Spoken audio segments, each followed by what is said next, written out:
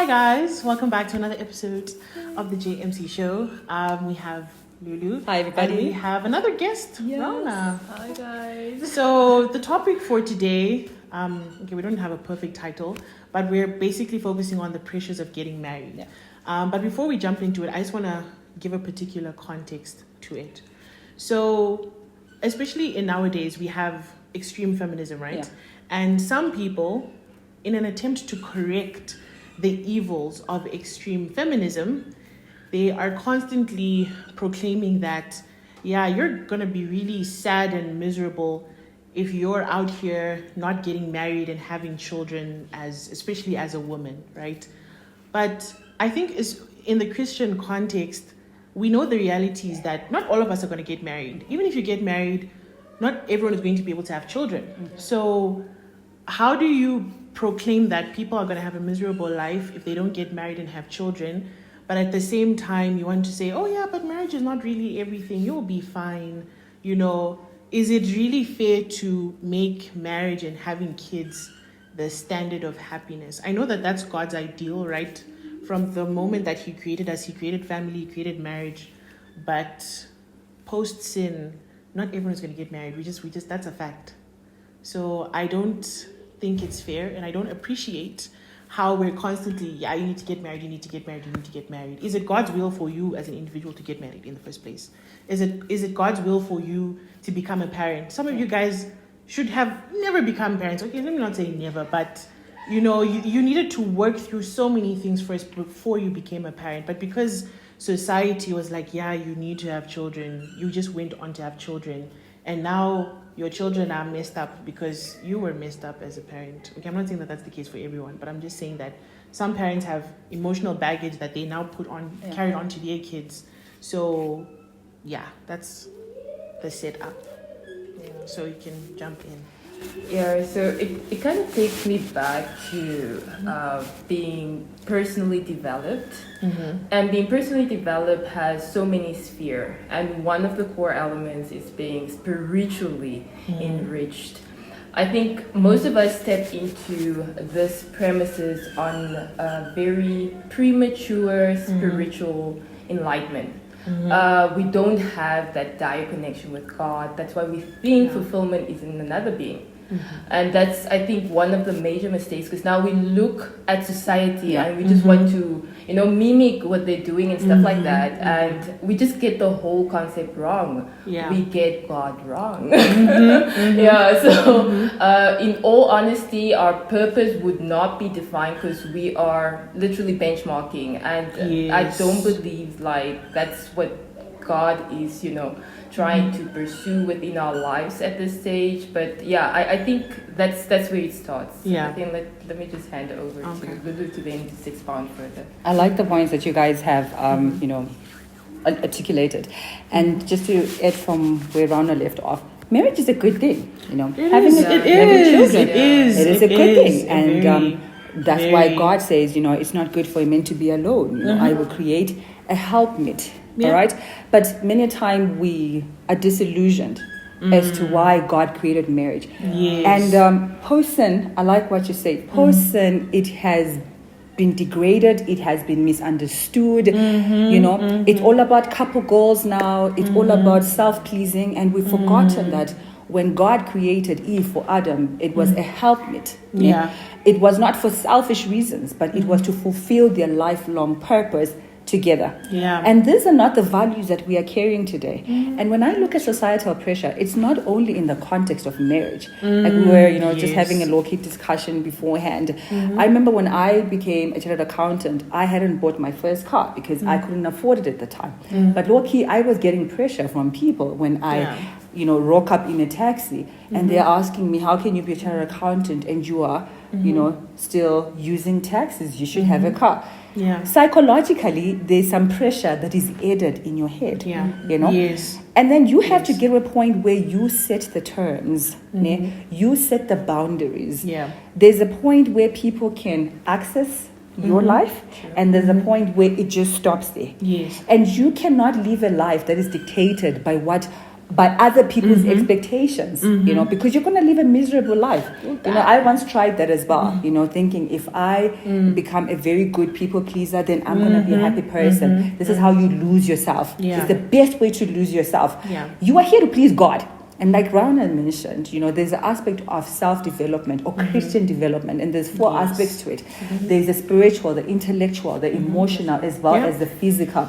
Before you get involved with somebody else, get involved with the maker. Your maker, okay? Be in a strong date God before you date another human being, because God is a giver of love. And I'm not talking about this feelings-based love, you know, that just dies the moment it's tested, like what Spirit of Prophecy tells us. I'm talking about agape love, where you can get to a point where you have unconditional love for another human being.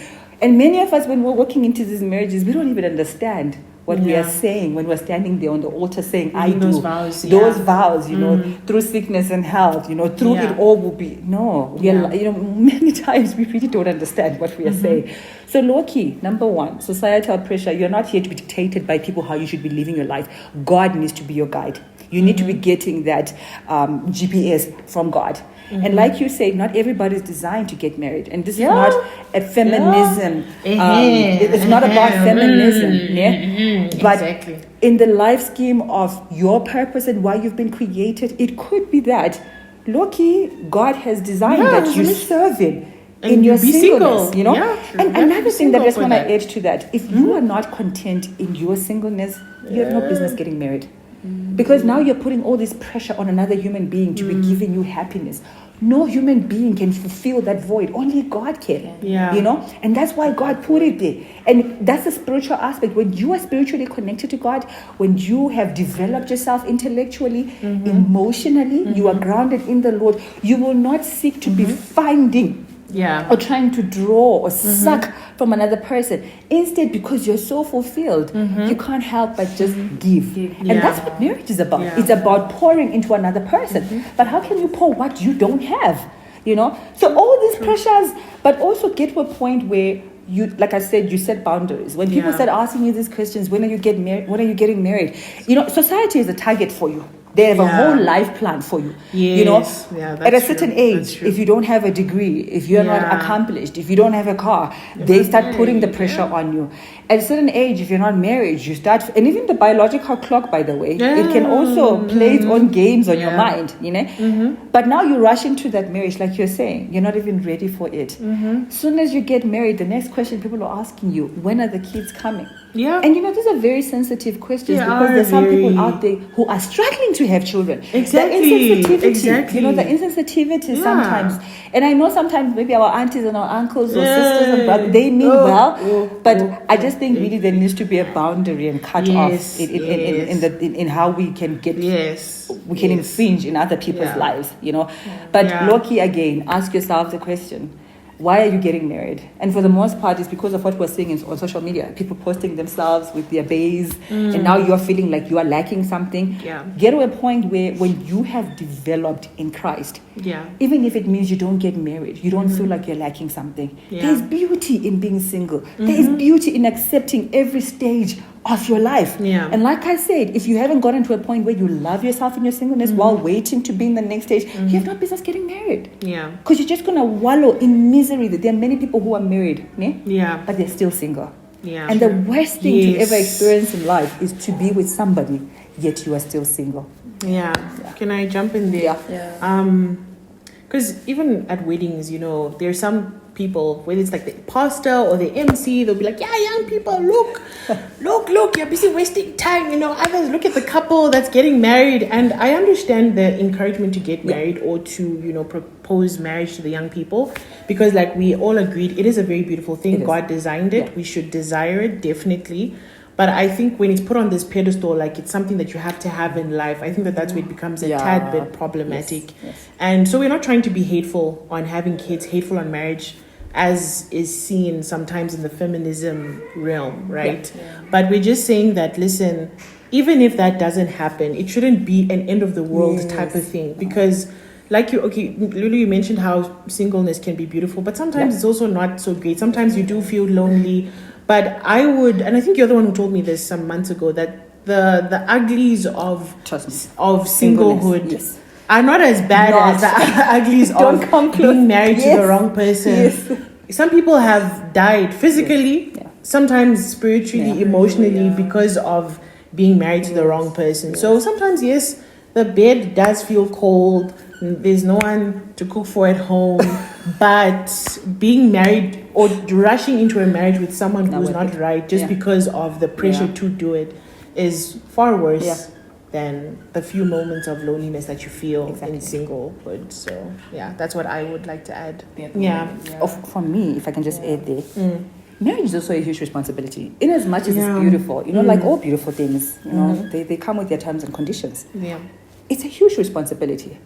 And also, if you are not grounded in God, believe me, it's not easy to love another human being unconditionally day in, day out. Serving another human being's needs. Very true. And remember, you're not married to a saint. You're also married to somebody who's on the walk of sanctification. Yeah. Okay? And there will be things that will pop up there. And I just kind of feel like there's so many people, like you're saying, who are rushing into marriage, but you haven't really answered the why. Yeah. Why are you getting married? And we can say, oh no, we're trying to run away from the lonely bed of singleness. Believe you me, that lonely bed of singleness can be a golden reward compared to being in a terrible marriage. Ellen White also says that the partner that you choose here for marriage, right? It affects you. It doesn't only affect you here. It doesn't affect your life here, but also it has a bearing in the hereafter. And many of us also are very... Say that in a simpler way, though. Okay, so in a simpler way. Explain what that means. The choice of the partner, of your partner, doesn't only affect your life now, but it can also affect whether or not you're going to make it to heaven, or if you're going to inherit eternal life. Because they influence you. And so, for instance, things like your values, your Christian values, being a Seventh Adventist, you can't just marry into any other faith. But I'm realizing nowadays that's no longer a thing. Just as long as he loves God, no, it's not good enough. The standard needs to be set at the bar that God has given us. Because if you detour from that, you're setting yourself up already for failure. And some of us, already have failed before we've even gone into it. And like I said, many times, when people are standing there facing each other, giving those warm, fuzzy vows, they really don't know what they're saying for the most part until you start to experience it. The reality and the expectations. And it's a shocker, and I'm not sure for many people who've been married, marriage is a shocker when you're not ready for it. And the best way to prepare for it is to be grounded in God. That's why I always say, whether you're young or old, make sure you've dated God long enough. And another thing I would say, let God choose for you. Let God choose for you, because God knows you best. And the process of allowing God to choose for you also will have a waiting period. So while you are busy waiting for the Lord, there are people there who are putting all that pressure. But listen to the voices. Whose voices are those? Is that the voice of the Lord that is speaking to you, or is it the voice of Satan? Because Satan is in the business of mispairing people. His greatest desire is that you end up with the wrong person, so that it diminishes your usefulness in this life. And obviously, if it diminishes your usefulness in this life, then there's no hope for you in the next life. Many are mated but not married. Very few are matched. Oh, I love that one. And it says 1 in 20 marriages are not even fitted for heaven. That's a scary statistic. So don't rush That's into a very it. scary Don't rush statistic. into it. And if you find yourself feeling the pressures, that means there's something missing in your connection with the Lord. It doesn't mean that you need to be getting a human being now to be fulfilling something that is missing in you. Get to a point, really, by the time God presents that person to you, it's, Lord, even if the person hadn't come, I'm in a happy space with you right now, God, And people are like, no, don't lie. God doesn't hug you, God will not caress you. But I mean... but, in the whole scheme of things, that caressing, and I always say a relationship with the Lord is better than a physical touch or a caressment from a human being. I'm not saying it's not needed. And God created us to be in relationship. God created us to be in relationship. He says He did not create us to be alone. You can still be in community with people without necessarily being in community with another human being. So there's no need to rush. Leave it in the hands of God. And also the aspect of having children. You said there are many people now who have children who had no business having children. You don't even plan for it. You're not even ready. Exactly. You don't have the parental capacity. You haven't even been fully informed and educated. And in as much as children are a wonderful gift from God, they also are a responsibility. They're a responsibility. And God will hold you accountable as a parent. So, you can't just be popping kids because, we must pop kids. No. God said you must multiply but be responsible. Let's be responsible. No. That says nothing about your parental capacity. It says nothing. Exactly. Yeah. So, I mean, there's a lot to it, Jennifer. Yes, and if we really were to study these things and ask ourselves the whys and fulfill the whys beforehand, we would not be rushing into things. And a couple goals, these ones, they only last as far as Instagram, Facebook posts are concerned. But behind the scenes, marriages work. Don't let them lie to you. And believe you me, it is beautiful work. I'm sure most of you are doing your masters now. You're putting in a lot of work. You're putting in the hours. And I'm sure definitely you want to attain this masters. But it took work. One day when we see you in that gown, people don't care about the sleepless nights. They're like, look at her. Instagram. Yes. Exactly. So these Instagram pictures and let them not fool you. Behind the scenes, there's a lot of work. Is a lot of work. And also, lastly, on that, I would say also, just try to keep your life private as far as marital things are concerned. I know it's a beautiful thing. But the less people you have zooming into your personal life like that, I think the better. As far as marriage or relationships are concerned, that would be my take on it, because now the 1 minute we're seeing you all posting, wearing the same dresses, blah, blah, blah. Now you're bringing people into your lives. The day we don't see you doing that, we start asking, what happened? And don't put yourself under that pressure. Don't put yourself under that pressure. But God is the standard. People are not the standard, guys. God is the standard. I think the emphasis all round is the God-centric aspect of it. That God is your number one before any other person, basically. So if we can just grow that connection with Him and really just lean on Him for every guidance, as Lulu was saying as well, let Him choose. Don't blind yourself and just decide that I'm going for it. He's a great person. No, God knows him more. He knows him more. Consult Him more, and just fall on your knees basically to find out, is this your will for me? Because at the end of all this, it's a mission work. Literally, the partner that you're getting, as the girls were saying, like this is a salvation thing. It's a do I make it to heaven, to eternity or not type of situation. So if we really don't grow that foundation of God and find ourselves on the other side with Him, struggling through, it will be a lot of work, guys. It will be a lot of work. It will. Brutal work, rather. But if you do find yourself on the other side and God has really laid the foundation for you, prepared you, yes, there's gonna be turmoils, there's gonna be little, but He'll carry you through with so much grace, guys. So much grace that even you yourself will be revealed into this person that you never knew you were. Your capabilities will be, reformed in a way that, it just sparks greatness, guys. So let's just wait out. That's on a partner, on children. Let's just wait out and wait on what God is saying. Let society not take over. That's true. That's true. There's also the aspect of individuality. Sorry to cut you. Because many of us lose ourselves in these marriages. I've seen people who were walking closer to the Lord before they got married. After marriage, you don't even see them in church anymore. Like you don't see their service and their dedication and love. And it just goes to show me, for me, it's as if this marriage then became the standard. But it didn't have a purpose in and of itself. And that's not how it's supposed to be, And before you are a partner or a wife or a husband to somebody else, you are first an individual. And you're still accountable to your maker. And I like this. There's a wonderful book by Ellen White also. And then there's a chapter on it where she talks about individuality. And she says it's a very huge insult to God. When we deny our individuality. It says to everyone we have been given a power akin to the Creator. And that is ability to think and act. So when you start undermining your ability to think and to act, when you stop undermining your purpose, before we talk about the marriage purpose, your purpose as an individual, if you are not fulfilling that, believe you me, no amount of trying to get it from a marriage or partnership will ever do that. And I just feel, and remember when you walk into a marriage as well, you are 100% complete. Yeah. Then God gives you somebody who's compatible to you. You know, if you are sold, you are 100% sold, merging with paper. Then you complement each other. But you're not 50% hoping that this other person will come with their 50% and complete. Only God can complete you. And I keep saying that because even in marriage, through the vicissitudes of marriage, you still go back to your maker. You still go back on your knees to your maker. And that's the only way you will survive it. You know, like when she says not 1 in 20 marriages are happy. And again, another thing, we've got it misconstrued. We're getting married again. I'm a couple goals to be happy. Marriage is about holiness.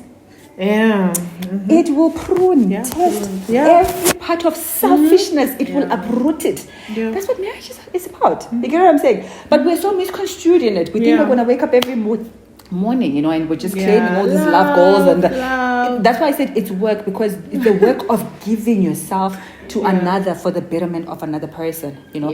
And if your purpose with your partner is not to go to heaven, I don't know then what purpose you're serving. Let's be honest. There's this aspect again of testing the waters before time, you know.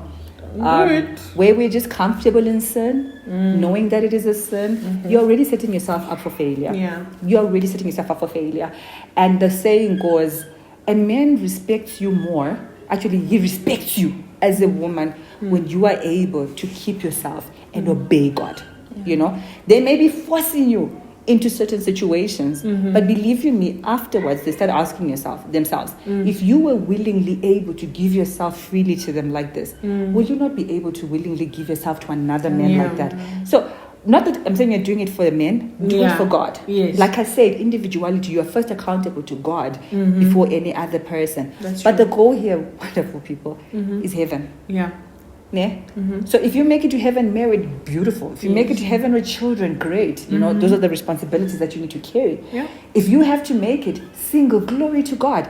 But in your singleness, again, I believe, you know, we undermine singleness because we are not fully utilizing it. The wonderful opportunities that God gives you as a single, things that you are able to do as a single person compared to when you're married. I look at Paul. This is when in the first century, and he's already saying, I would rather you be single like me and serve God fully. The things you can do. Spirit of prophecy, Ellen White says, actually in our time, it is better to be single than to be married because of the violations of evil that have infiltrated the marriage bed. You know? But we're not saying do not get married. And again, there's this misconstrued notion that if you are burning, marry. No, you know, you're not. If you're burning in terms of desires, then you think marriage doesn't solve lust. You will still continue to have lustful thoughts if you don't have that carved under the banner of Jesus Christ. So again, ask yourself the why. Why am I doing this? You know, is it to please people? If you are a people pleaser, you're going to live, that's a recipe for disaster. You're going to live a miserable life. And if you are doing it, because I'm lonely, I'm this, don't do that yourself. You know, you have a whole life ahead of you. There's nothing to rush. Believe you me, there's nothing to rush. Develop in the Lord. And at the right time, God will not withhold any good thing from those who walk uprightly. And if it is a good thing, He will present it, you know. But don't do things prematurely. You know? It's not worth it. I think just to conclude from my side, I just want to give another disclaimer because some people don't listen.